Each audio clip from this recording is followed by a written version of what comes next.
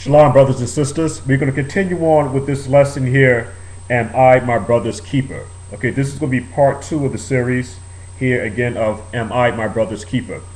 We stopped off at Genesis 48 and 17. So I'm going to pick up from there. And when Joseph saw that his father laid his right hand upon the head of Ephraim, it displeased him. And he held his father's hand to remove it from Ephraim's head unto Manasseh's head. Because Manasseh was the oldest, and Joseph was expecting Manasseh to get the blessing, the birthright blessing, because Manasseh was the oldest. But again, we're going to see here as we continue to read down in this scripture here that Jacob knew exactly what he was doing. Okay, the 18th verse. And Joseph said unto his father, Not so, my father, for this is the firstborn, which was Manasseh. Put thy right hand upon his head. And his father refused, and said, I know it, my son, I know it. He also shall become a people, which is Manasseh. He also shall be great. But truly his younger brother, which is Ephraim, shall be greater than he, and his seed shall become a multitude of nations. So we see here that the firstborn blessing went to Ephraim. This is going to help us to understand the scriptures more thoroughly. Okay, Manasseh was the oldest, but he didn't get the blessing. The blessing went to Ephraim. Okay, let's get some more clarity on these scriptures here, again, to help us understand what's going on in the scripture. And another key thing that we have to understand here too, what's going on, is that we have to understand that Jacob is not the father of Ephraim and Manasseh. Ephraim and Manasseh's father is Joseph. Ephraim and Manasseh, listen to what I'm about to say now, because this is very, very important. Ephraim and Manasseh were grafted into the fold. I'm going to say it again. Ephraim and Manasseh were grafted into the fold. When I say the fold, I'm meaning into the family of the rest of the brother. Because the word grafted, and adoption means the same thing. They're synonymous. This is going to help us to understand Romans, the 11th chapter, a whole lot better. Remember the name, grafting, or the term grafting and adopting. Okay, now that we got that cleared up and everything, let's go to Isaiah the 9th chapter, the 21st verse. And let's talk about this thing here a little bit. Isaiah the 9th chapter, 21. We're going to explain this hatred between Ephraim and Manasseh. And again, hopefully this will help us to understand a lot better what's going on in the New Testament. Isaiah 9:21. Manasseh, Ephraim, and Ephraim, Manasseh. And they together shall be against Judah. Against Judah means that there's going to be a hatred between northern kingdom and southern kingdom. And what's going to happen now is today in this presentation, what I'm going to do is show the beginning stages of this hatred. And they together shall be against Judah. For all this, his anger is not turned away, but his hand is stretched out still. Again, I just want to bring out the key points here to help us to understand the scripture. I'm also going to go to Isaiah 46, 9 and 10, which is a very important scripture for us to understand. One of my favorite scriptures to help us to understand foreshadowing. And this is the Messiah talking here. Remember the former things of old. This is very important. If you can't grasp a solid understanding of the beginning, again, you will not be able to understand New Testament scriptures. Who was Paul talking to when he's referencing Gentiles? It's very important for us to understand. Again, remember the former things of old, for I am Yahweh, and there is none else. I am the Most High, and there is none like me. No comparison to the Most High. Declaring the end from the beginning. That's very important. I'm going to read that again. Declaring the end from the beginning. So it's very important for us to understand the beginning to help us to understand the end. Things have not changed. Again, this is one of my favorite scriptures. Declaring the end from the beginning, and from ancient times the things that are not yet done, saying, my counsel shall stand, and I will do all my pleasures. The word foreshadow, Israel, brothers and sisters, is very, very important. Extremely important. You will not be able to understand the New Testament if you can't understand foreshadowing. All the things that's happening now, it was foreshadowed in the very beginning, letting us know what the latter end was going to be. Okay? Now let's go to Genesis, the 37th chapter. Genesis, the 37th chapter. I'm going to read 3 and 9. Verses 3 and 9. This is going to help us so greatly, and there should be no more misunderstandings after this is broken down. And I'm going to do this thing to the best of my ability. And again, I could always elaborate more on it, but we're playing with time here. So I'm just going to try to get this thing done as accurate and as quickly as possible. Now Israel. Who is Israel? Israel is also Jacob. Israel's name was changed. Jacob's name was changed to Israel because because of the fight or the wrestling that he had with the angel, and he wanted the blessing, and so he was blessed. So when it says Israel, actually it's Yasha'Allah. That's the correct terminology. When you start to apply the correct names to these people here, it forces the person now to look at the scriptures from a Hebraic perspective. And that's very, very important. Those of you who tune into my teachings, my ministry with the scriptures here, me, my brother Emmanuel Allah, and my other brother Manawan, which is also part of Watchmen of the Faith Ministries, you will see us a lot of times use the correct names, which will help us and force us to think Hebraic perspective. Okay, that's going to be the key.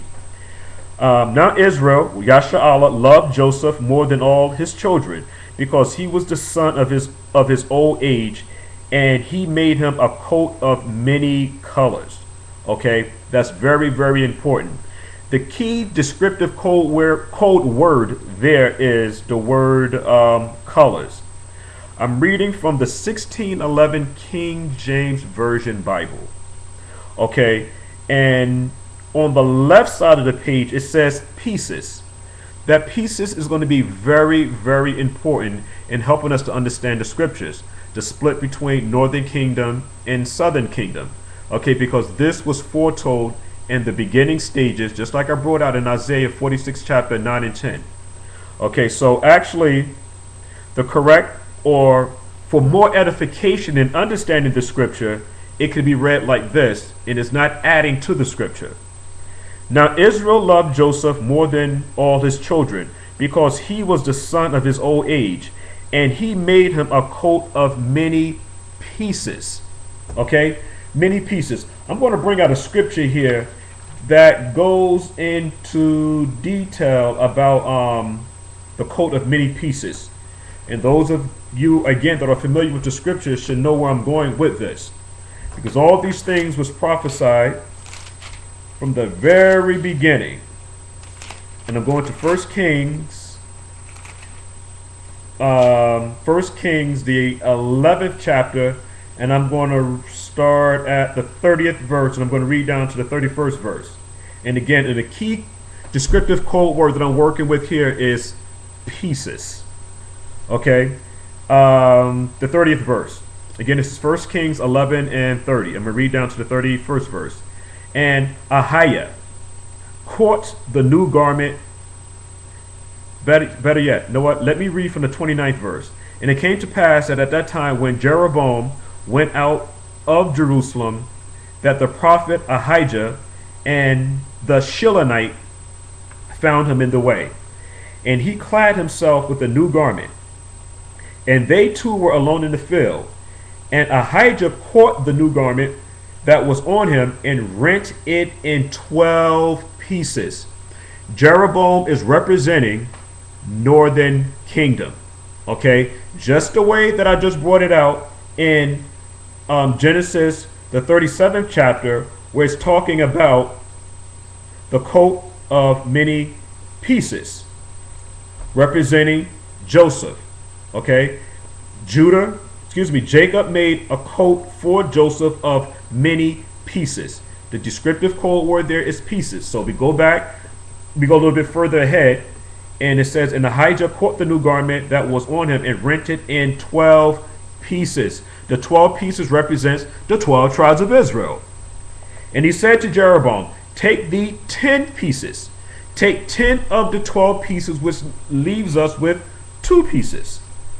For thus saith the Lord, the power of Yasha'Allah of Israel, behold, I will rent the kingdom out of the hand of Solomon, and will give 10 pieces to thee.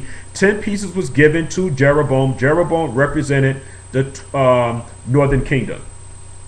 But he shall have 1 tribe for my servant David's sake, and for Jerusalem's sake, the city which I have chosen out of all the tribes of Israel. So those of us that understand the scriptures, we know that there was a split after King Solomon died between Jeroboam and Rehoboam. Rehoboam was Solomon's son. Rehoboam was head of southern kingdom, and he got Judah and Benjamin, all right, and Levi. And Jeroboam was of Ephraim, northern kingdom, and he got the other 10 tribes. Okay, now we're going back to Genesis, the 37th chapter, to bring out some more clarity on these scriptures here. And when his brethren saw that their father loved him more than all his brethren, they hated him.